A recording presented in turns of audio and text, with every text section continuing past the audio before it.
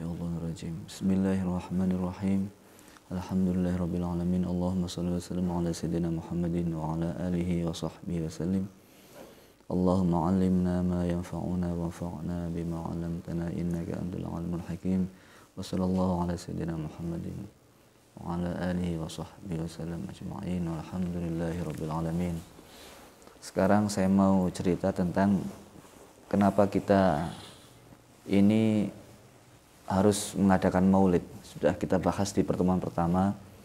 Yang kedua, pokoknya setiap kita membaca sholawat, jangankan maulid bersama-sama ya, satu kali kita membaca sholawat, ini hadis sahih. Nanti akan saya bahas tentang fadilah membaca sholawat.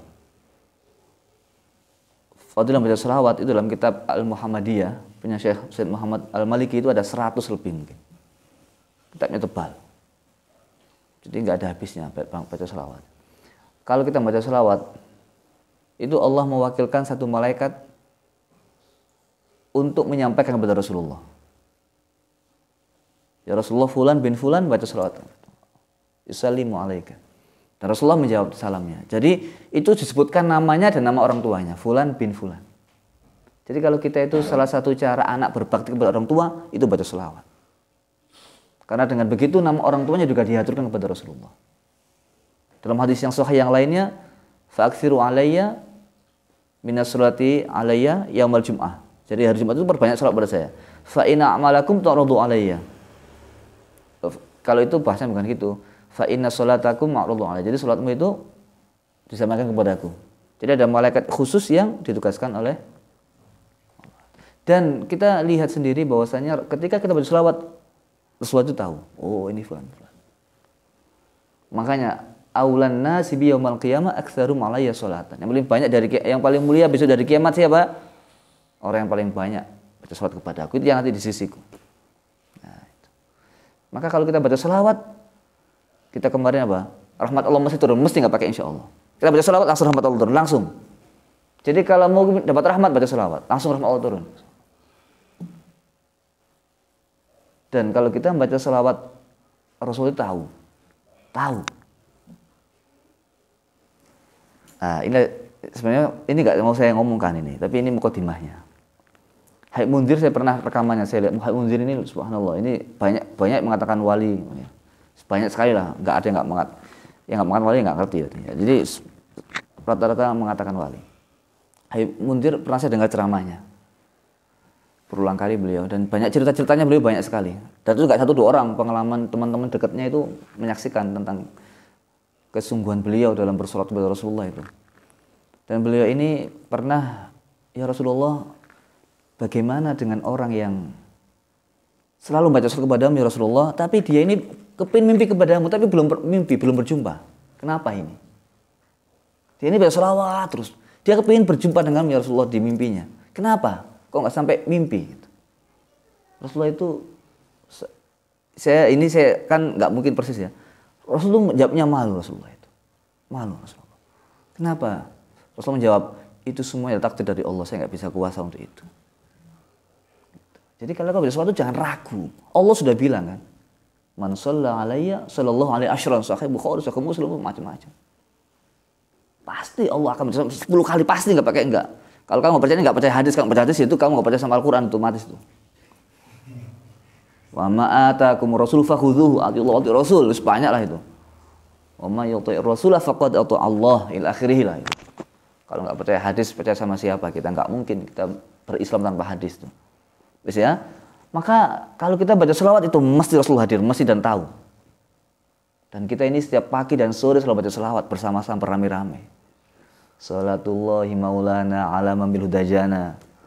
Ya, kalau kalamul qadim itu bijahin nabi wal ali wassahabati, itu kita selawat pagi dan sore. Maka insya Allah wajah kita ini cerah-cerah itu. Beda dengan wajah-wajah yang jarang baca selawat. Paham ya? Nah, ceritanya begini sekarang.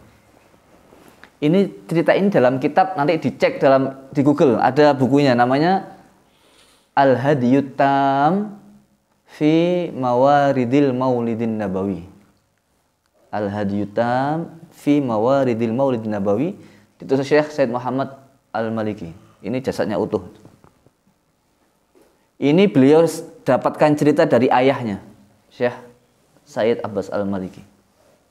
Dari ayahnya. Ayahnya itu pernah ke Baitul Maqdis, ke Palestina, menghadiri acara maulid. Ketika menghadiri acara maulid, ini ada orang tua itu sejak awal majelis sampai akhir majelis berdiri, nggak duduk. Ini bukan orang muda, sudah, ya orang tua lah. Nggak sebutkan usia berapa, yang penting sudah tua. Dari awal majelis sampai akhir majelis berdiri. Kalau kita kan berdirinya hanya mahul qiyam, ya Nabi sallallahu alaihi wasallam, tolak badru alaika, tolak badru alaina, itu berdiri. Beliau ini sejak awal berdiri sampai akhir berdiri. Ceritanya apa ceritanya? Ceritanya itu akhirnya beliau ditanya, Syekh, kenapa engkau berdiri pada saat maulid dari awal sampai akhir? Jawabnya apa? Iya, saya ini nazar saya. Saya ini punya pengalaman. Dulu saya itu kalau ada majelis maulid datang, cuma sekedar, kan sekarangnya di kampung ini kan banyak orang toleransi ya, meskipun nggak sealiran, pokoknya hadir sosial gitu. Nah itu beliau itu hadir di acara maulid, dan beliau ketika berdiri nggak berdiri, duduk karena dianggap bid'ah. Oh ini bid'ah ini. Bid'ah. Akhirnya nggak berdiri. Dan kita ini bid'ah. Kenapa kok bid'ah? Duduknya Nabi apa begitu modelnya? Coba. Kalau hanya postur tubuh dipermasalahkan itu. Nabi apakah ketika ceramah pakai kursi? Bid'ah lagi nanti. Kalau hanya gerakan tubuh itu masalah gitu maksud saya. Paham tak? Berdiri kok dimasalahkan itu juga. Akhirnya apa? Nggak berdiri. Dia nggak berdiri. Ya Nabi malaikat dia duduk. Dan saya tahu di UIN Malang pun ada. Saya pernah tahu. Tapi orangnya sudah jarang ketemu saya. Waktu di panggung itu semuanya berdiri, itu dia duduk. Nggak tahu apakah sengaja apa ngantuk, wallahu a'lam. Panggung begini. Ya nggak apa-apa. Dia ini nggak mau berdiri. Jadi ada orang begitu itu ada.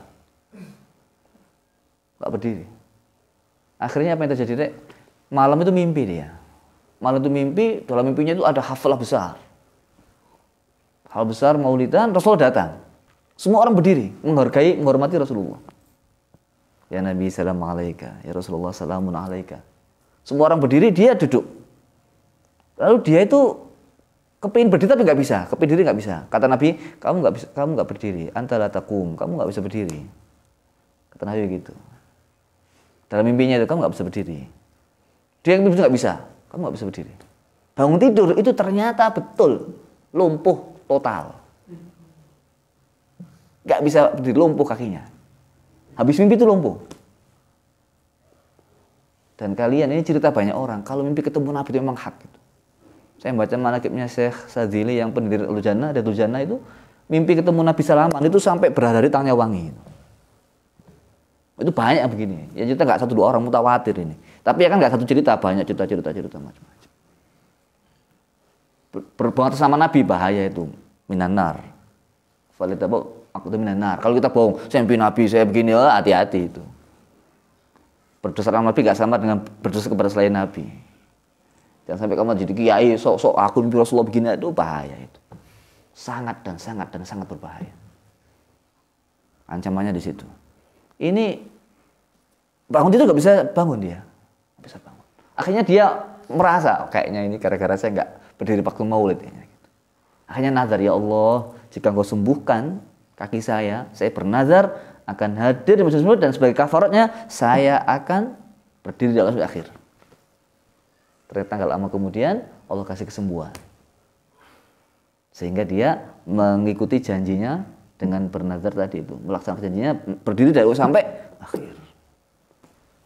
Itu hati-hati itu. Jadi kalau kita mahal qiyam langsung berdiri itu, nggak usah pakai mulet-mulet, berdiri. Rasulullah itu hadir di sini. Dan sebuah hadis banyak, Rawi At-Tirmizi juga ada. Semua amal umat Rasulullah itu disampaikan kepada Rasulullah. Semua amal umatnya. Semua amalnya Rasulullah tahu. Semua amal umatnya disampaikan sama Allah kepada Rasulullah. Hadis itu. Nah, maka kalau kita mengadakan majelis maulid, baca sholawat, aja tahu apalagi mengadakan majelis maulid. Nah, nanti malam insya Allah kita mengadakan majelis harus semangat, Rek. Harus hadir hatinya, baunya wangi. Gitu? Insya Allah nanti itu. Dengan hubbun Nabi, hati kita akan menjadi cerah. Hati kita itu menjadi lapang, pikiran tenang. Ya. Insya Allah dapat uang. Kurang apa ini? Wes, saya kira demikian untuk sesi hari ini. Semoga kita semakin hari semakin mahabbah kepada Rasulullah SAW.